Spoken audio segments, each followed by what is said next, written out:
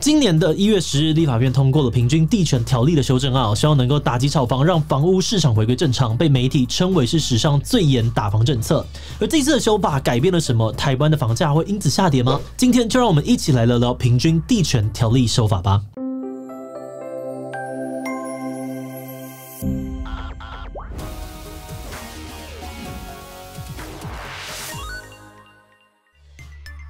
Hello， 大家好，我是志祺。过去的5年，台湾的房价平均涨了32.8%，去年还创下了历史新高。而最近几年的预售屋市场更是涨得特别夸张。在2021到2022的短短1年之中呢，全台预售屋的价格就涨了18%，有些热门的地段，像是新竹科学园区，甚至直接暴涨了46%。而对于房价一直涨的问题内政部表示，最近几年的房市非常热门，吸引了不少的投资客跟业者利用预售屋换约，或者是营造热销抢购的手法来抬高房价。为此，内政部推动平均地权条例修法，并透过5项政策打击炒房，希望能够让房市回归正常。而这个修正案呢，也已经在1月10日正式通过。那我们就很好奇这次的修法的具体内容是什么？又会对房价产生什么影响呢？不过在开始之前，先让我们进一段工商服务时间。你想让大众一起了解某个问题，或想要宣传产品资讯，提升品牌的知名度吗？欢迎参考志祺七七的商业合作方案。第一种方案呢，是制作一支8到10分钟的知识型影片，我们可以将产品结合有趣的知识内容曝光，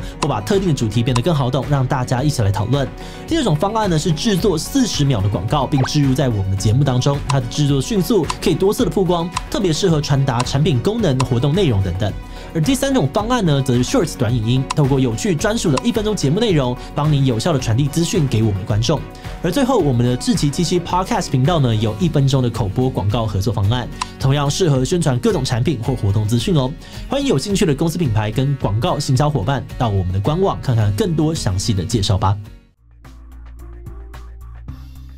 这次的修法主要有5大重点，分别是限制预售屋换约转售、重罚炒作行为、建立检举奖金制度、管制司法人购屋以及解约申报登录。以下呢，我们就来为大家一一的介绍。首先是限制预售屋的换约转售。过去买预售屋的人，如果在房子盖好前突然反悔，只要获得建商的同意，就可以把购屋的权利转卖给别人，而这就是所谓的换约。但是在新修法之后，除了2等亲以内的亲人还有配偶，或者是发生了经济重大变故等等的特殊状况之外，预售屋的购买契约将不能够转卖或者是转让。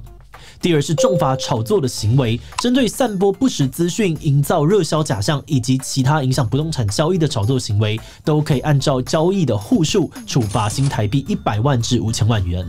第三呢，是建立检举的奖金制度。如果发现房屋销售或是申报的违规行为，民众可以向县市政府检举。如果检举成功，罚款金额的一定百分比将会成为民众奖金。第四是管制司法人购屋，像是公司商会、基金会这样的司法人，在过去他们可以直接用他们的名义来买房子，但以后呢，必须要经过政府的核准才能够买，而且购买后的5年之内不能够卖掉或是移转给别人。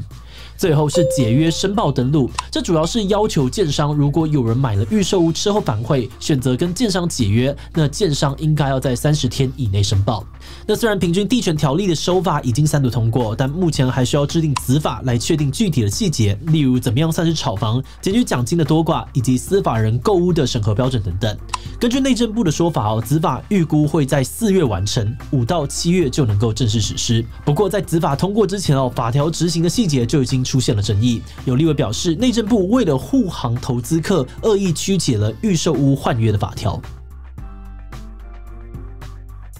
在这一次的修法当中呢，内政部一开始表示，修法通过之后，无论何时取得的预售屋合约，一律禁止换约。但不到3天又改口说，在正式施行前签约的人呢，将不会受到限制，还是可以换约1次。对此立法委员邱远之指出呢，3读通过的法条说得清清楚楚，只要行政院定出施行日期，就立即生效，禁止转售。内政部这种做法根本是在曲解法律，帮投资客开后门，让他们可以不用急着降价抛售。也有民众认为这次修法只是做做样子，政府表面说呢是要打击炒房，但实际上因为怕会得罪地产商或自己就是地主，所以根本就不敢真的让房价跌太多。因此他们就推测，之后立的子法呢也很可能像现在一样是雷声大雨点小。那对于这些质疑的声浪，政府的回应是什么呢？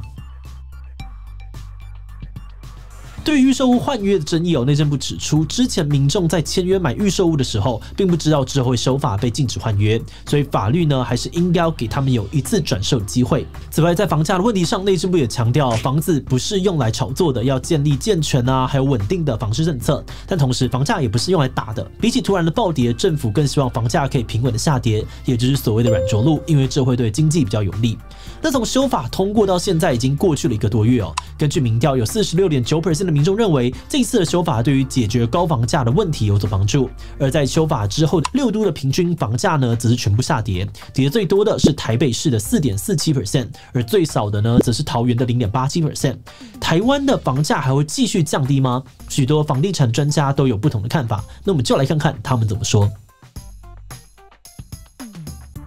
有分析师认为这次修法中对于预售屋换约以及司法人购屋的限制，会让房价持续下跌好几年。首先是禁止预售屋转售的影响。专家指出，过去5年预售屋的交易量增加了80%，主要是因为预售屋炒作资金的门槛低，许多投资客呢会透过揪团签约的方式，营造出建案热销抢购的假象，把价格炒高，再透过换约的方式转手获利。那在投资客涌入的状况之下，不仅预售屋的房价水涨船高，也带动了附近中古屋的房价。而在修法之后，因为禁止预售屋的换约，短期投资客呢将会因为无法获利退出预售屋的市场。一旦需求减少，不仅呢这个预售屋的价格会下跌，附近中古屋的房价也会一起回跌。而除了这个禁止预售屋换约以外，许多人也认为对于司法人的购屋管制将会成为房价下降的一大原因。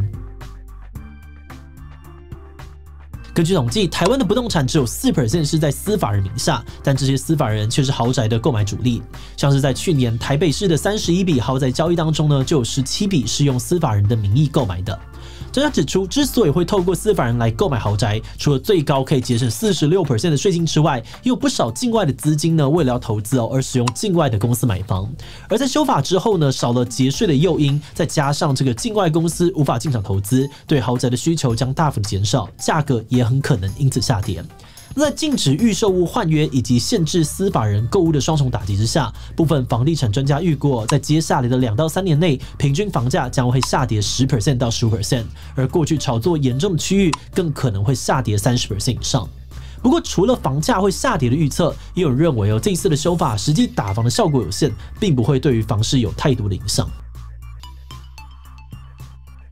有房产专家认为这次的修法虽然降低了预售屋短期炒作的需求，但是房价下跌的幅度并不会太大，因为在台湾有2大诱因会让买房投资的需求稳定存在，并支撑起房价。第一个诱因是台湾人普遍认为房子非常的保值，不但不容易跌价过去30年的全球实证也显示，房价的涨幅通常都能够超过通货膨胀，所以比起其他的投资商品，买房是一种相对安全的选择。第二，台湾的不动产持有成本非常的低，以税收来看有学者研究指出，台湾持有不动产的实际税率只有 0.06 到 0.17%， 还不到英国伦敦平均的一半，更是美国平均的1/5，而 1.86% 的房贷利率也低于大部分的国家。在房子保值、低风险、持有成本又很低的状况之下，许多人买房子并不只是为了居住，也有投资跟对抗通膨的目的。有了这些需求的支撑，就算政府再用力的打击炒房房价也很难有太明显的下跌。不过，除了关心房价趋势的人，也有些民众觉得这一次的修法意义不大，因为房价不管是涨是跌，都跟自己没有什么关系。